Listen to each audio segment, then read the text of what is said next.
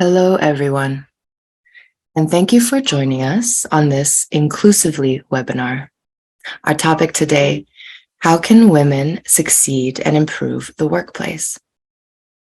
Our speakers are Eugina Jordan, CMO at Telecom Infra Project, Antonella Faniuolo, Head of Network Demand, Planning, Delivery, and Transformation for Europe at Vodafone, and Monica Paolini, Principal at Sensafili.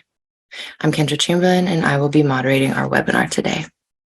We would like to encourage our audience to participate in our conversation. Please share your questions using the Q&A button and your comments using the chat function. Both are available at the bar on the bottom of the Zoom screen. All comments are visible to all participants, so please keep the conversation polite and respectful. Our speakers will do their best to address questions as they go along, so please do not hold your questions until the end. And with that, I'll hand it over to Monica. Kendra, thank you so much for the introduction, and Eugina Jordan, thanks for being with us today on this special day, and to you guys who called in, and happy Women's Day to everybody. Before we get into our discussion, a couple of household items. So this is a new event, Inclusively event. We had one in Barcelona last week, and we will have another one with BT and one with Neon. Will be Mansour Anif. Many of you might know him. Unfortunately, Chris Lewis cannot be with us today because he's traveling. It's not because of the topic. It would actually be nice to have a man among us, but he couldn't make it, and we wanted to do this one on the March 8th. And so we couldn't do it otherwise. Said that, today's topic is really in line with all the our inclusivity work that we're doing. And the idea is that what we want to do with these discussions is to promote discussion. We do not have the answers, but we think we have a lot of the questions. And today we'll explore some of the questions, have some answers, something that we are doing, or that Antonella and Eugina are doing, in seeing inclusivity and diversity not as something that you have to do because you're forced to do, but because it's inherently good, and because it's going to be good for everybody, not just for women, but for everybody, and for men as well, for business. So it's really a win-win situation, and so it's an effort that it's worth pursuing, because it's benefits everybody. So that let's get started, and I would like to have Eugina and Antonella introduce themselves. But before we do that, I have to congratulate Eugina for winning the Glomo Award for Diversity in Tech, and show it to us, because Glomos do actually exist. I just learned this year. They are physical things. So Eugina, congratulations on that. And maybe why don't you tell us a little bit about yourself, and then we'll go over to Antonella and start a discussion. Oh, sorry, one more household item. This is a conversation. This is not us lecturing. So please comment on the chat, ask us questions. We do not have a Q&A at the end. We will take questions as we go along. So the sooner you ask your questions, the more likely it is that we're going to get around to answer them. With that, Eugina, over to you. Thank you so much, Monica. So happy to be here with Antonella and Kendra. We had such an amazing discussion yesterday. We all connected, so I'm so looking forward to this. About me, so my personal story started in 1970 in communist Russia, and I was living in a single mother's household. I had a sister, so we struggled financially. My mother believed in one thing, is to giving her girls really good education. And then she scraped enough money for me to immigrate to Canada so I could build a better life for myself. And I fell into telecom in 2001.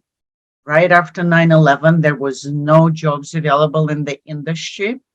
And with 2 degrees, master's in teaching and computer undergrad from Canada, I was only able to get a job as a receptionist at a tiny startup named Starent. So if you've been in the industry as long as I have, you will know that Starent became one of the most prominent telecom startups. We went public. We sold the company to Cisco.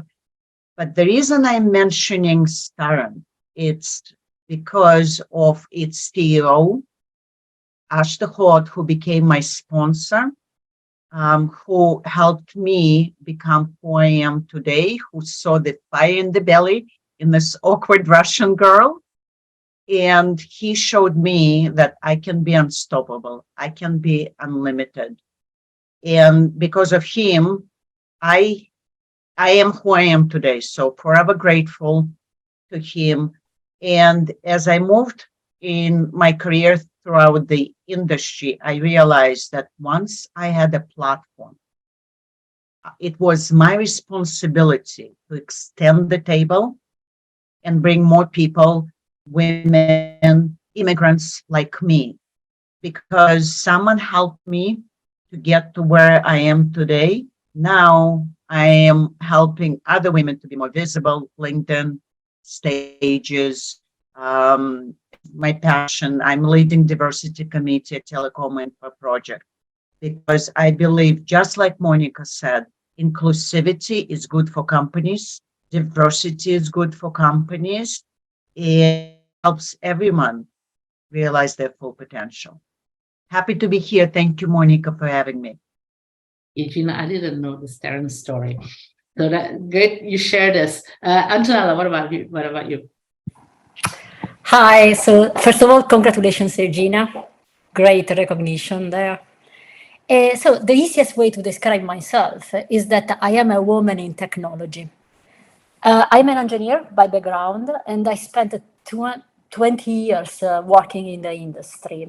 I had several roles across different industry players, different types, vendors, regulator, service providers, and I started with very technical roles where I was an individual contributor. And then gradually, I moved towards more managerial roles. So this path had different challenges at different point in time, in different contexts. Right now in Vodafone, I lead an international team.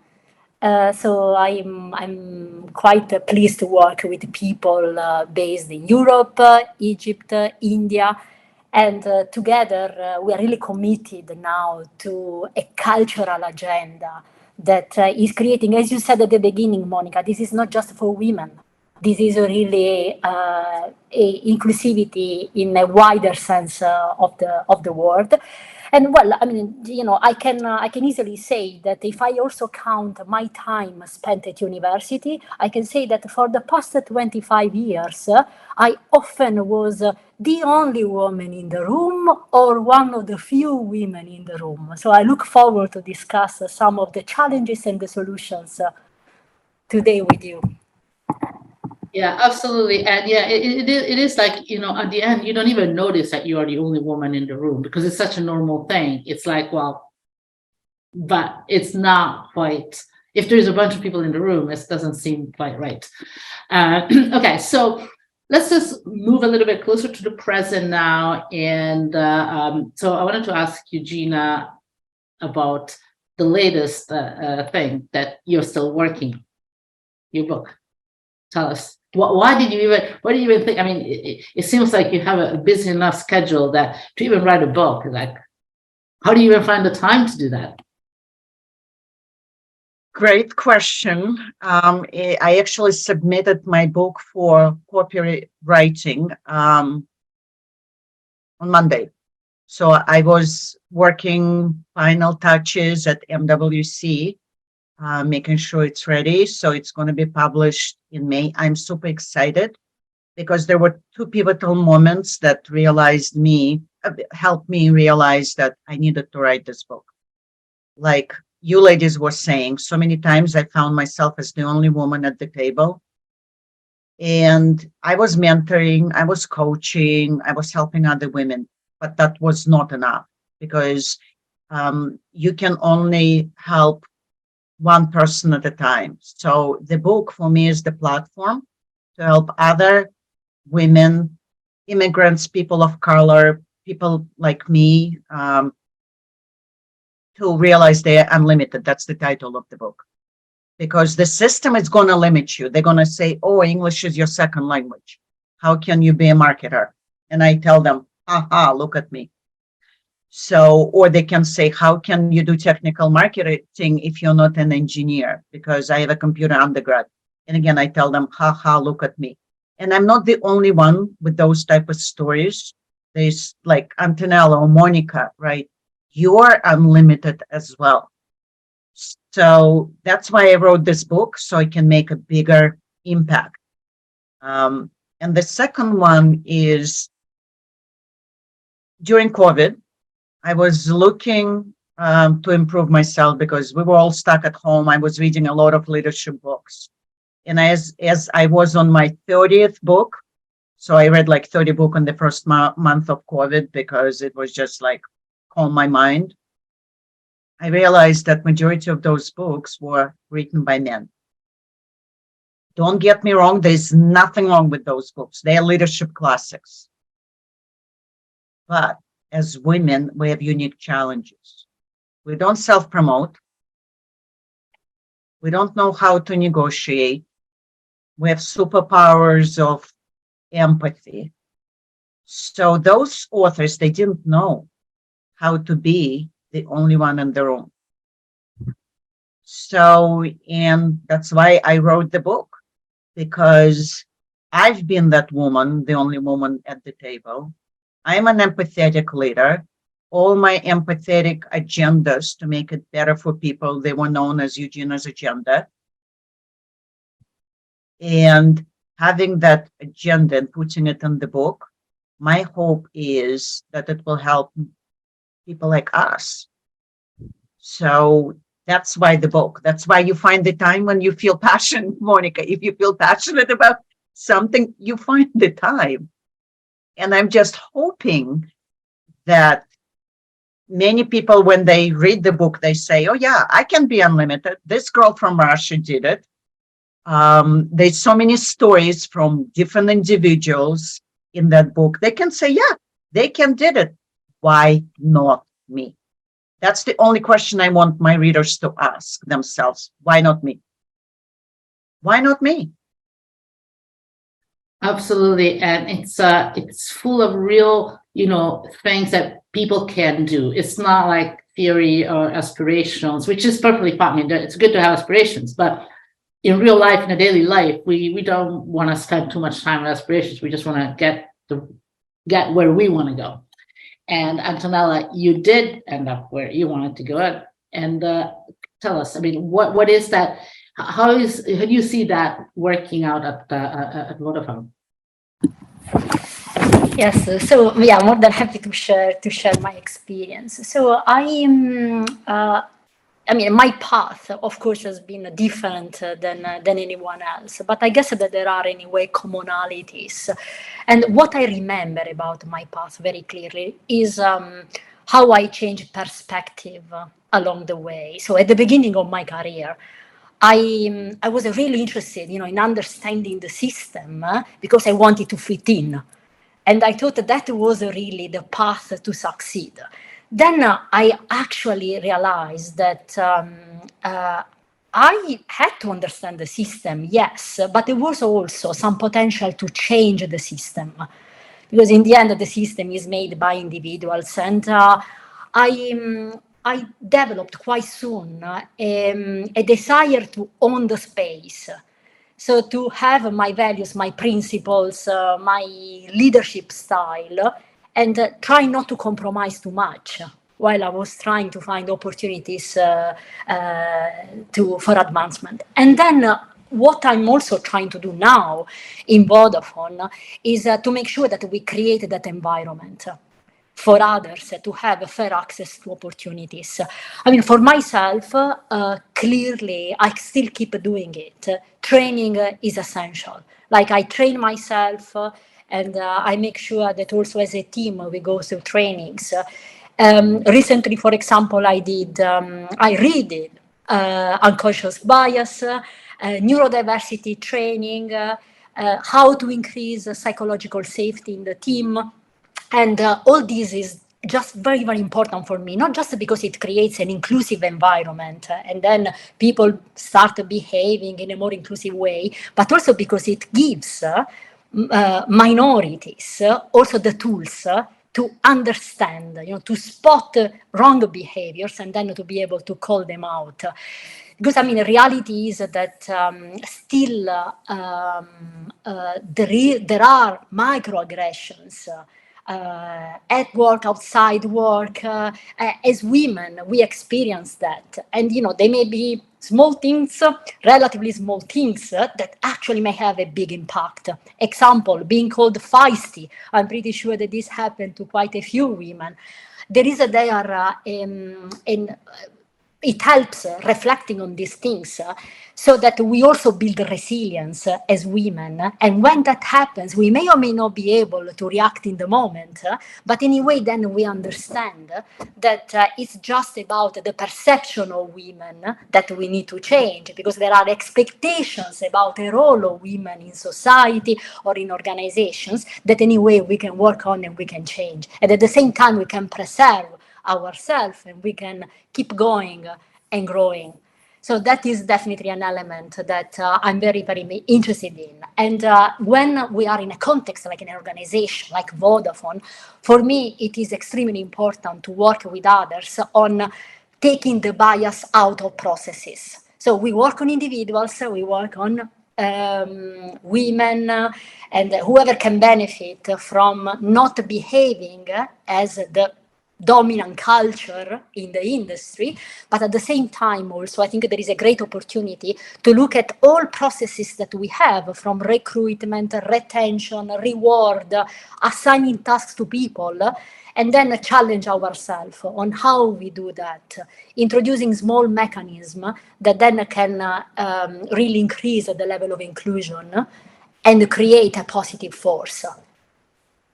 Yeah, and I think you touch on many important topics. And so clearly there is what is it a company can do at a company level, but it all basically starts with what we do individually as women, but also men are supposed to do their part as well.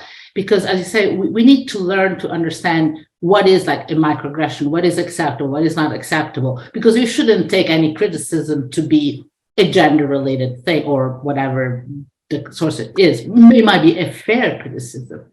So we need to, and it's often very hard, especially if you're not too confident or you're not sure. Isn't somebody saying this because they don't like me, or because I'm doing something wrong? So it's really important for us to really understand it, so that then we can sort of start developing ways to cope with it or change it. Because the other thing is that you can only change from the inside, so to say. It's very hard to change somebody else's organization, but you can change your organization as long as you really understand the dynamics of it. And I personally, and I shared with you yesterday, I actually had some real issues with that because growing up, I was basically growing up. My sort of education was that you couldn't trust women. Women are there, and so you should really be careful about them. So I was not trying I was not acting against women or trying to stop them, but I was always like, I often feel not comfortable with women, which is odd. I would just feel much more comfortable with men because, first of all, because I don't see many more men.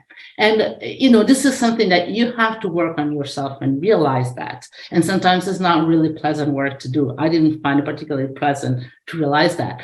And so we need to start with ourselves, but then we need to try to have change and to move beyond ourselves. And I think that at Vodafone, you're doing a lot in that respect.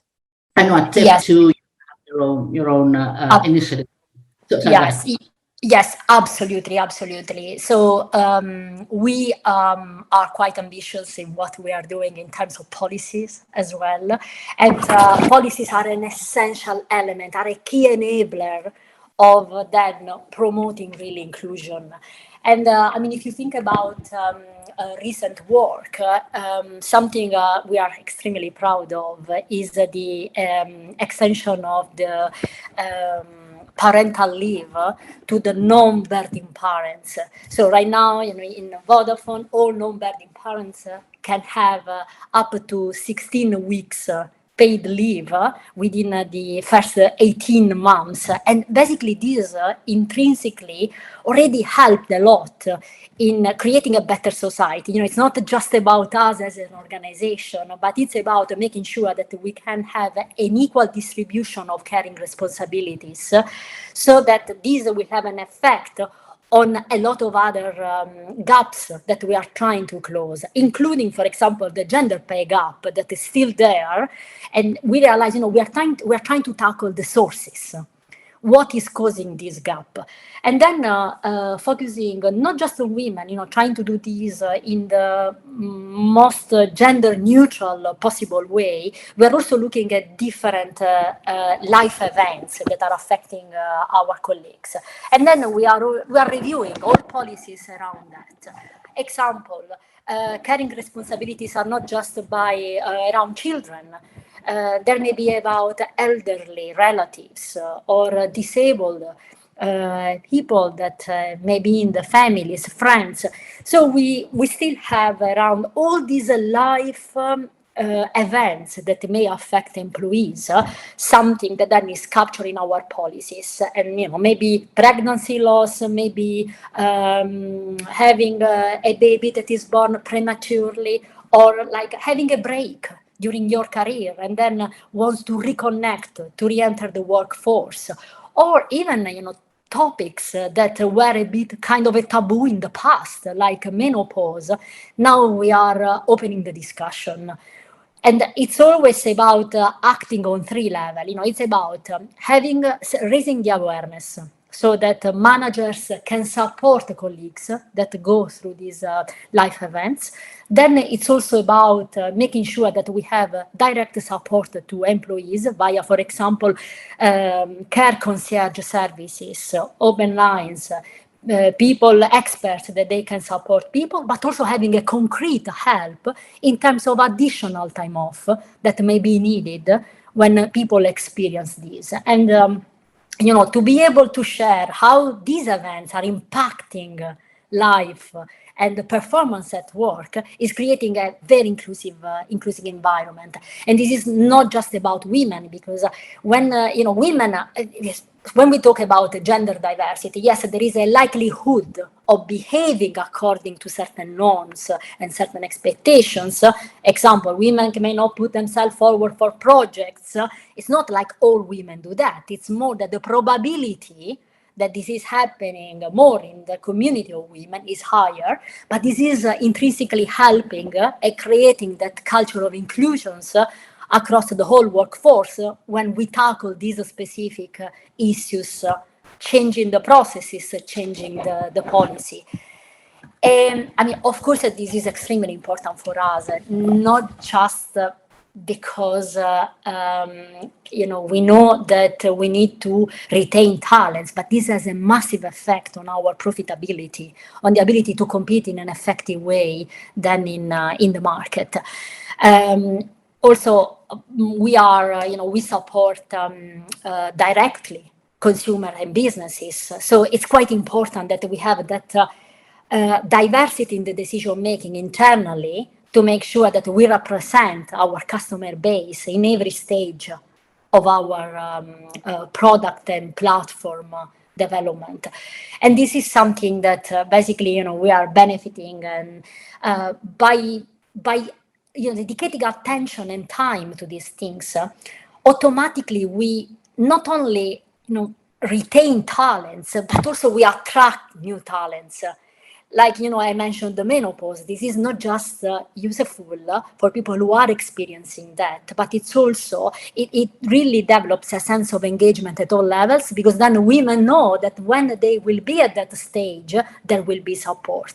And probably, my first advice to anybody would be really choose well the environment, also based on the policy that your organization has.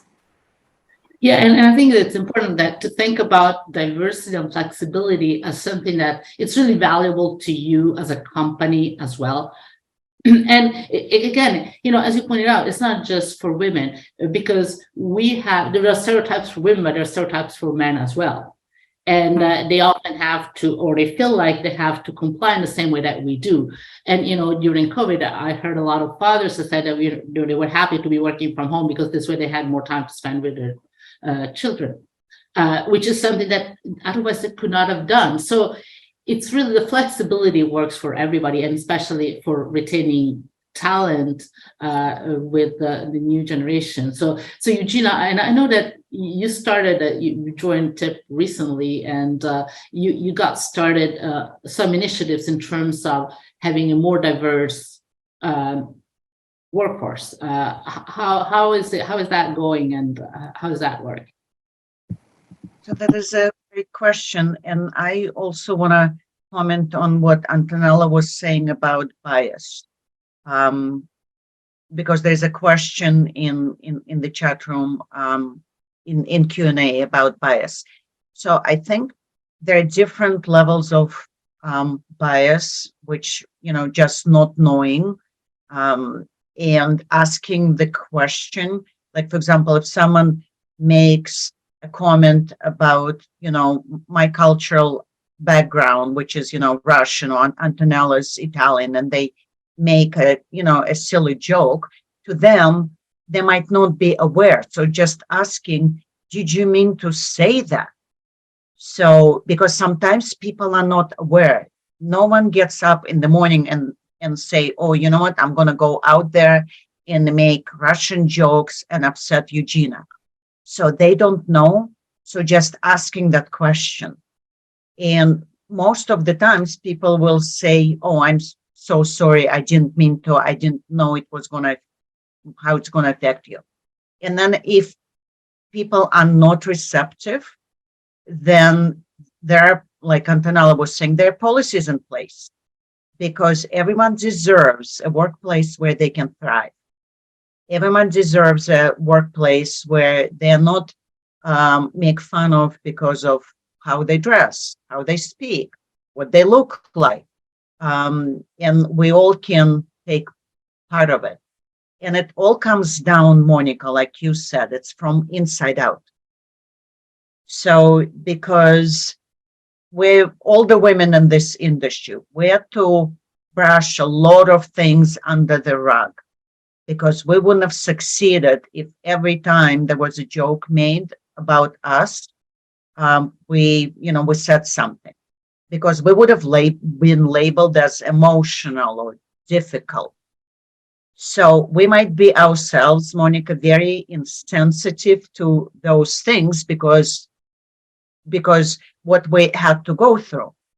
So, and just understanding that certain things are not okay, and understanding that everyone deserves the seat of the table. And going to your original question, I know, about TIP Diversity Committee. That's what we believe in. We brought industry giants to be on the committee, and Vodafone is more than welcome to join our committee. I know we have Yago on the board, but if you would like to be part of the committee, we would welcome that. Because we have Dell, we have Capgemini, we have Intel, we have Mavenir, we have Rakuten Symphony, and we have different ages. We have a lady from Rakuten that wants to bring, it's her passion, it's her first job out of college, and she wants to bring more young women in telecom. So she's going to go to colleges and talk to them about telecom. She's building a community. Dell is very passionate about hiring diverse talent. So they helped us organize different workshops. Because I believe in, and that's why I said when Monica reached out, I said yes to this webinar, because I believe in doing. We've talked about diversity for years. Let's do something. And that's what TIP is doing. We committing to gender diversity on our panels and our events. We're committing to gender diversity in everything we do. We're going to do maybe 3 programs this year, but we're going to do them well. And it's going to inspire other organizations to bring diverse talent. Yeah, and I think that one thing is that in the past, and I think this is changing, a lot of the focus was just, let's just have more women join. So it was mostly focused on the recruiting side. And that's just not enough, because you recruit people, you recruit more women, but you don't help them progress, or you don't retain them. And so you put a lot of effort that it's kind of doesn't go anywhere. And I think that now more and more companies, and I know you're working more on that, it's more the retention. That's the hard part. And sometimes it might be hard also recruiting, but retaining women, it's also harder. So it's not just retaining, but it's also promoting women. So let's look at the data, right? 35% in our sector are women in middle-level careers. In the C-suite, it's 12%. So why such a discrepancy? What's happening? Women are as ambitious, right? I'm looking at you ladies, you're as ambitious. You wanted to climb. So what happens? Why are we not seeing 35% of women in telecom C-suites? So what can we do better? And it is maybe part of the retention. That's why maybe, Monica, women are dropping out of telecom, because they're saying, I don't see anyone that looks like me in the C-suite. So, and I know Vodafone is very passionate about promoting women, and you have programs to make sure that no one falls by the wayside. Eugina, I think you are spot on. It's really about growing, and we are witnessing as an industry that, of course, we have issues in the pipeline. Yes, so we need to promote younger women towards STEM subjects, absolutely. But at the same time, what we notice is that the representation of women decreases when we go up towards a more senior position. So that is actually the problem that we need to address. And I completely agree also on your point on taking actions. To me, this is where we enter in the territory of equity. So basically having targeted actions for targeted audience. Not anybody needs the same. Like, we need to really acknowledge that certain people may need more training, may need more mentorship, may need more exposure and more opportunities in the sense that they will not volunteer themselves, or they will, they have experience. Actually, they need more flexibility in their life. They need more guidance, more coaching. And this is about really being an inclusive organization. For me, is really to create that fair access to opportunities and recognizing that, yes, there are diversities, and then as managers, we need to help everybody in getting access to these opportunities. Yeah, and I think you said something very important, that we have to realize that people, we don't only need diversity, like we need people, but different people have different needs. And there's nothing wrong with it. That's just that it's inevitable. It's not like something. And so there is diversity, that they have different needs, but they also are going to bring in a different contribution. So, so I think, Antonella, you are an engineer, but Eugina is not. I'm a philosopher to start, and then cognitive scientist. So, and so I'm sure that we all bring a good contribution, but it's a very different one from a different point of view. And there is a value in diversity per se, but how that comes out, you have to sort of take it out of the person. And so there is a different type of, you need to be flexible and you need to be diverse in the way you need to accept diversity from the get-go. Yes, absolutely. Absolutely.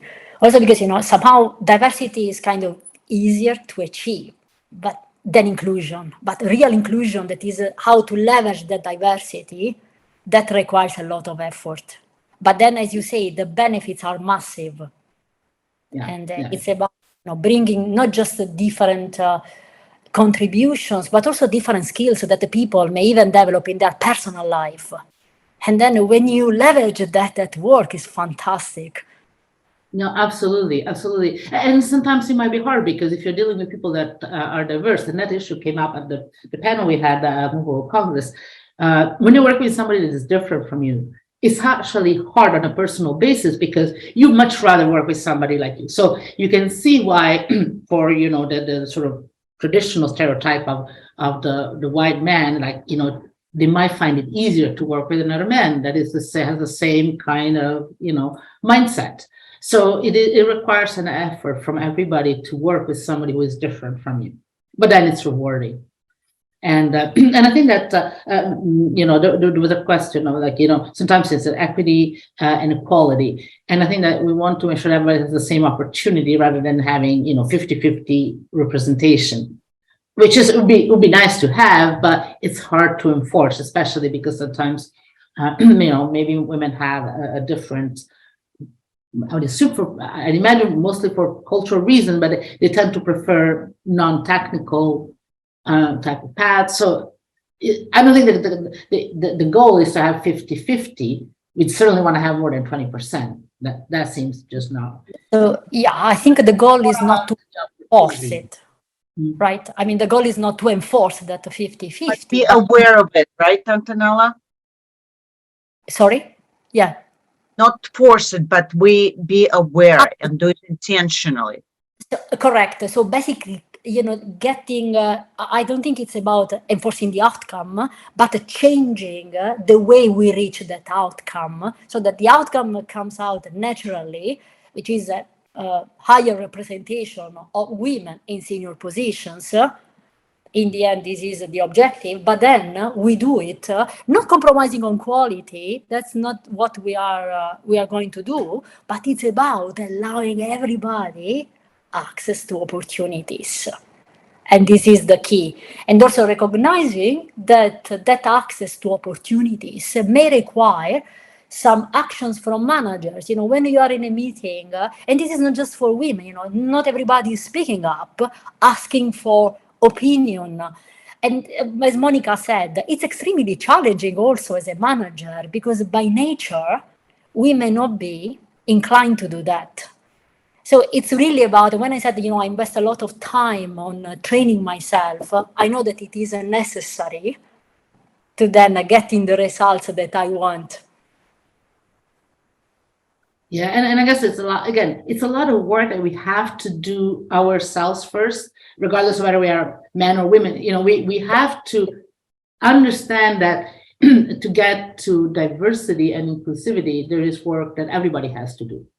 Absolutely. To create the right culture and the right policies and so on and so forth.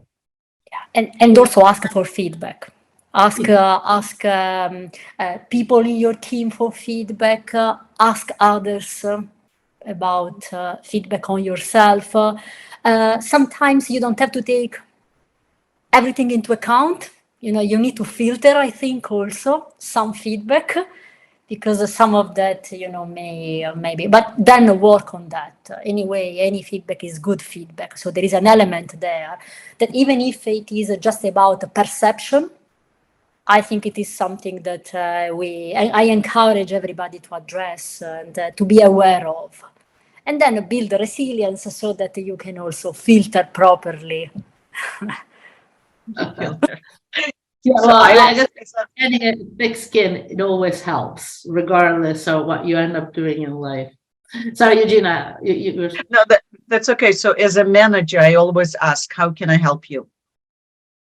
So because my job is to make sure my people succeed. And for some, It might be, help me out with this project, or introduce me here, or help me with my LinkedIn, or, I'm not a morning person. Can we move our meetings to 10 o'clock?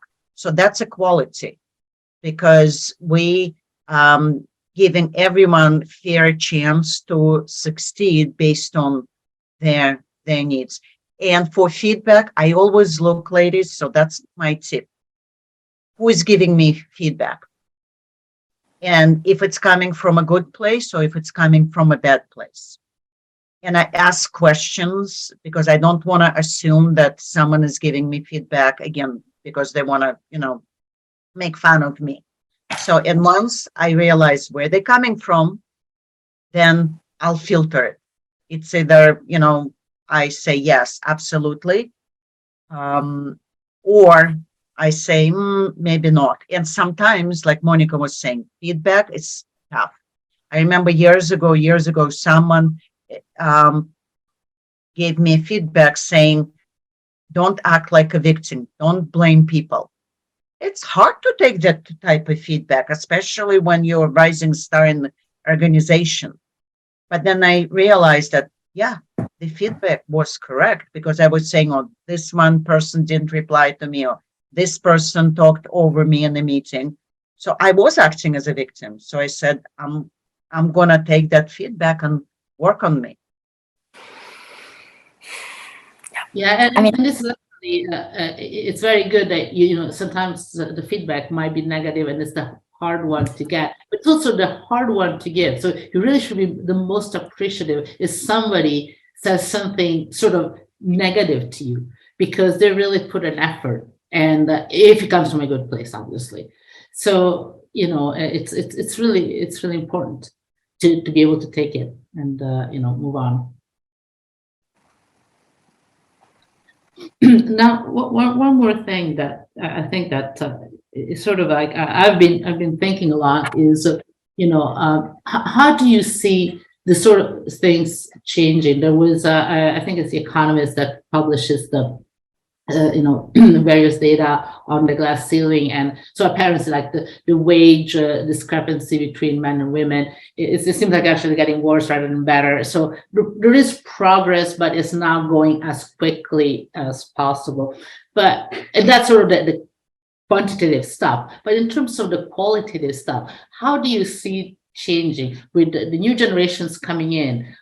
How are they? How do they see diversity? Because for us, it's a new thing in a way, because we're not used to it. But for them, there is much more going on, I think, as we progress. So my view is that I think the new generations will rightly so compromise less than we did growing up, and that will generate a positive force. So they are much more used to diversity growing up than we were, and I think that will be extremely beneficial. So they will be also very selective, I think, in approaching the place where they are going to work, and that's where I see that as a strong responsibility as an organization for us to create an environment and attract talents, making sure that we are the right place for them to work. I think it will generate a very positive force. Overall, if you think about the society in general, we know already that men are 21% more likely to have access to internet than women. And that percentage, of course, goes up in developing countries to, I think, 52. And so already, I think as a society, we, by, for example, closing the digital divide and so on, we automatically create more opportunities for young generations and people who are a bit more marginalized right now. Sometimes, again, it's always about equity. You need to target your actions. Sometimes it's a matter of, we provided 1 million SIM, free connectivities, but sometimes you also need to provide the device, the handset. We do that. Sometimes it's about educating people to digital skills. So I see that as soon as you give that to the new generations will use it in an extremely inclusive way. So I think I have great hope for new generations, and they will compromise less than we did growing up. So hopefully they will suffer less.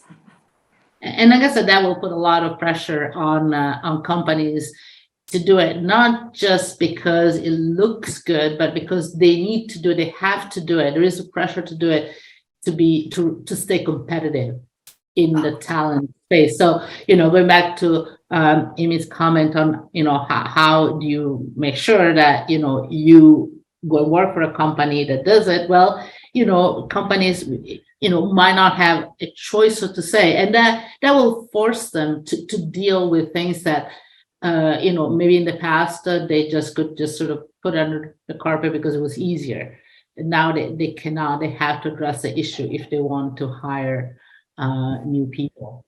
And I guess, Eugina, you do a lot of the digital divide work as well, which I think is really, we're really lucky to be in an industry where we can actually have change things within, but also outside with our technology.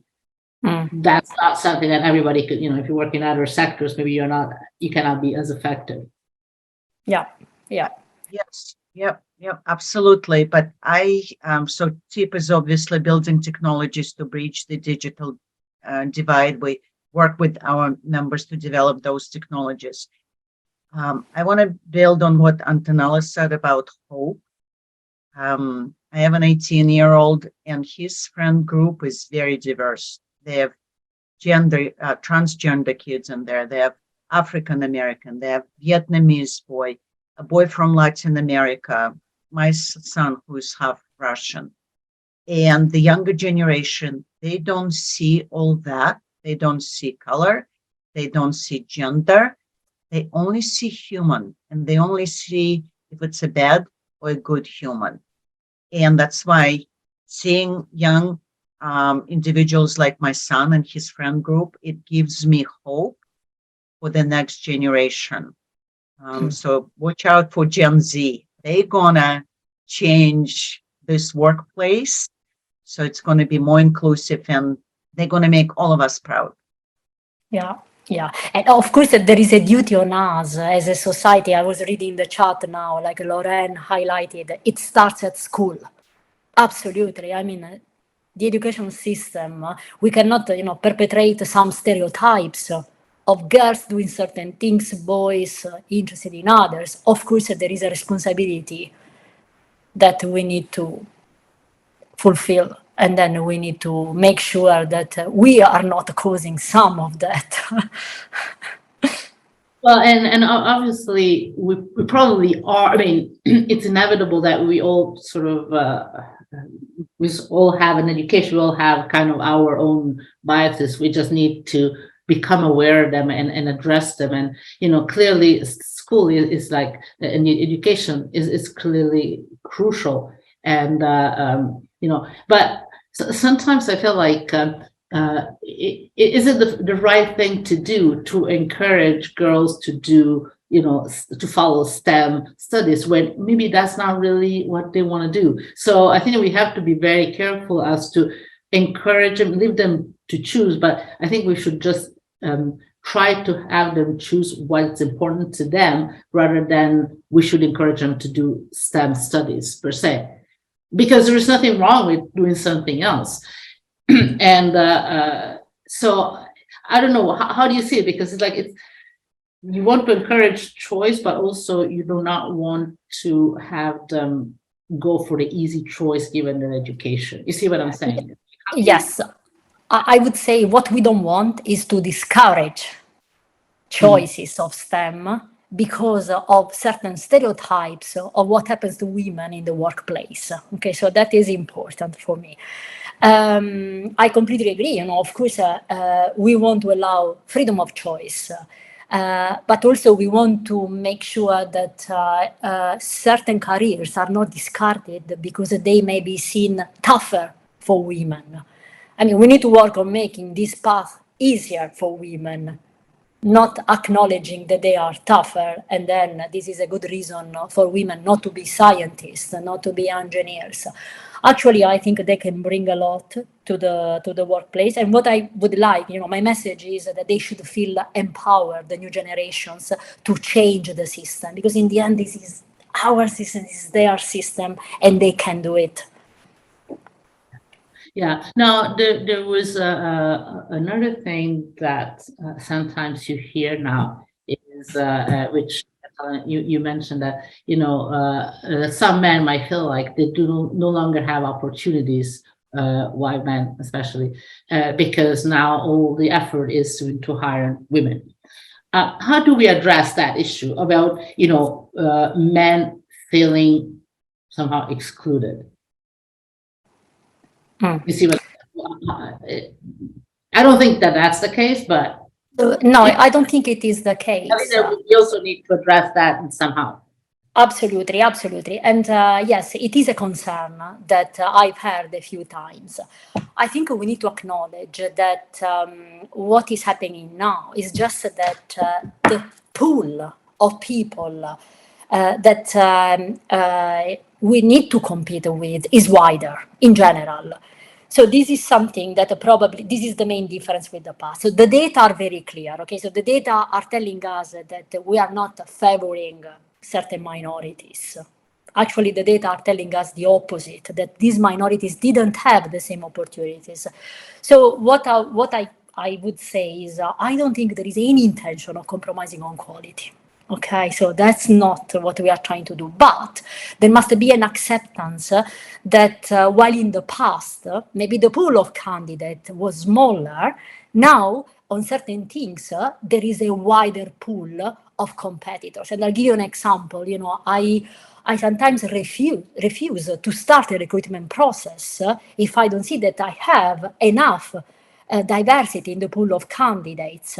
And this doesn't mean that I'm going to hire a woman at the end of it, but it means that anyway I know that the likelihood of women to apply to a job when they don't see 100% fit with the requirement of the job, the likelihood is lower than with other group of people. So what I tend to do is we make a bigger effort in terms of recruiters to go there and proactively engage women in applying.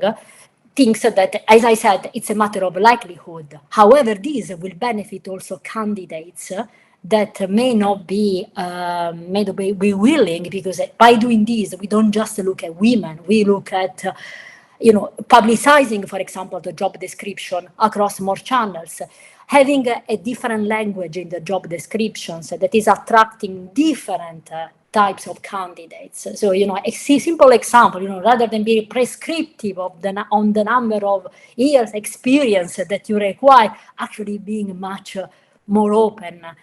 Also, during the phase of the recruitment, anonymizing CVs sometimes helps, so that you have no nationality, no gender. It's something that I think it is fair to anybody. So I don't think it is about penalizing. And actually, the reaction of a lot of allies in the men community is great, because they really understand and they amplify the message there. So allyship is something else that I'm really keen to witness and is essential for us. So I'm going to make a comment. Success is not a pie, so it's endless. So it's not like if someone becomes successful, they're taking something away from you. So we all should celebrate each other's successes. It's no matter men, women. So if woman gets promoted, men should celebrate. When men get promoted, women should celebrate.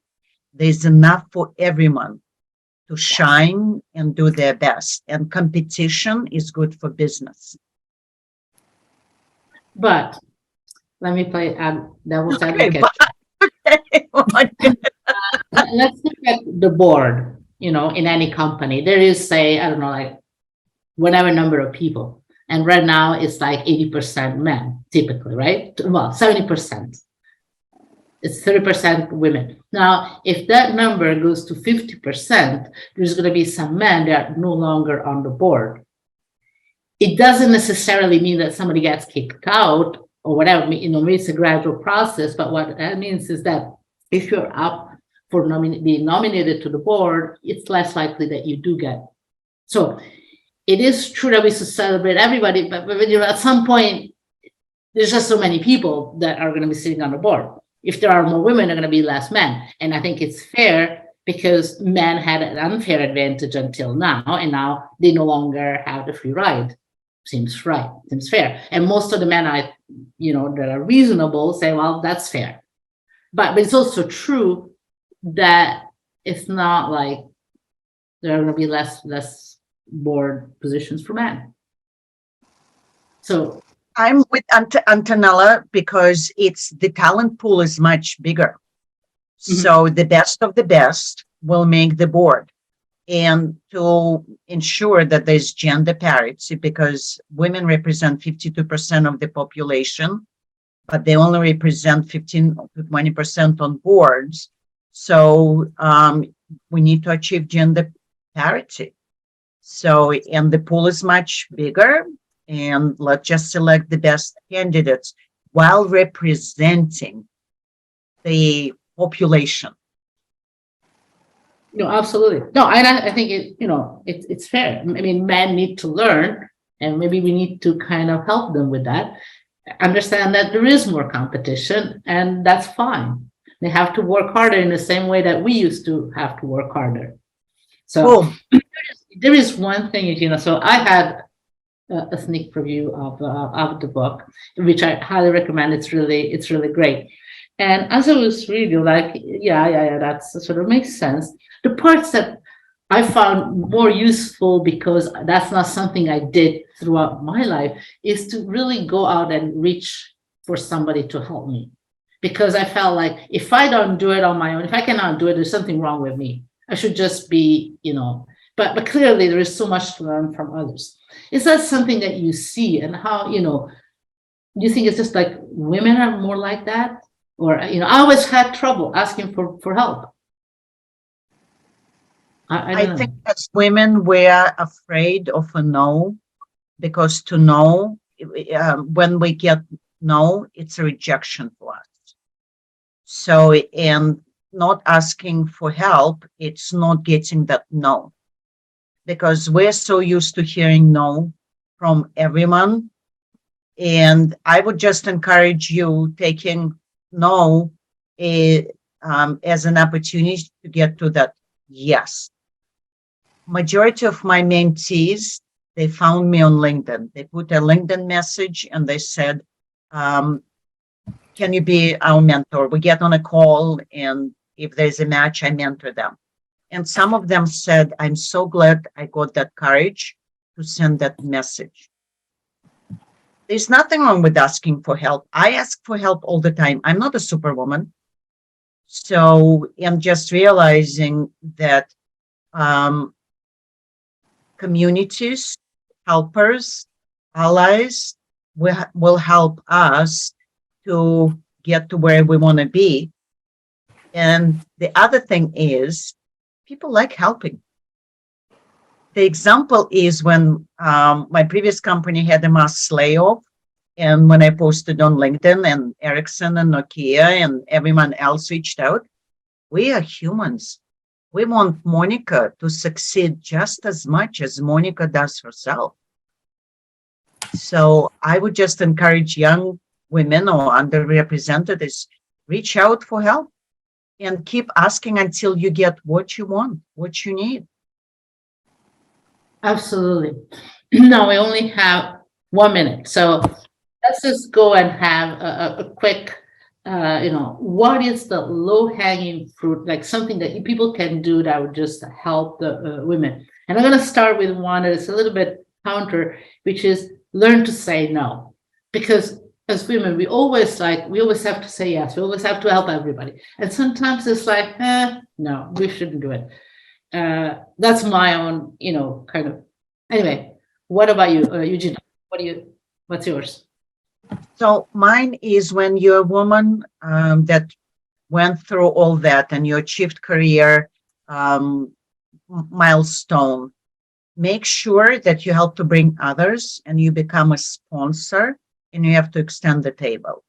So that's the most important thing for me, because my personal goal, ladies, is when I retire from telecom industry in 10, 15 years, I want to have lines at female bathrooms at MWC, because then we will know we reached gender parity. You're going to be there just having fun for the last one and just sitting at the bathroom line all day and going to parties at night. Okay, Antonella, what about you? Fantastic. No, love the ambition there. So for me, definitely, I like your point, Monica. Be kind to yourself as well. But to me, so the low-hanging fruit is really about helping now others and taking that ownership, that responsibility, on the space that can be done at very, very low cost. And also low effort. But if everybody did the same, I think we will generate a really quick change. I think that both of you have a super positive message, which is not to blame anybody, but to say, we can do it, we can change it. We just need to put the effort, and it's going to be highly rewarding. So with that, thank you so much, both of you and all the people in the audience, and Kendra, back to you. Thank you. Thank you so much to our speakers today for that great conversation, and thanks to our audience for your wonderful comments and questions. A recording of this webinar, as well as a transcript of the conversation, will be available soon at the sensaphilly.com website. And we have 2 upcoming inclusively webinars. The next one will be March 27th with Kevin Lee from BT, followed by one on April 18th. And both of the registration for those will be available at sensaphilly.com in the coming days. Thanks again. We look forward to seeing you at future events. Bye-bye, everybody. Thank you.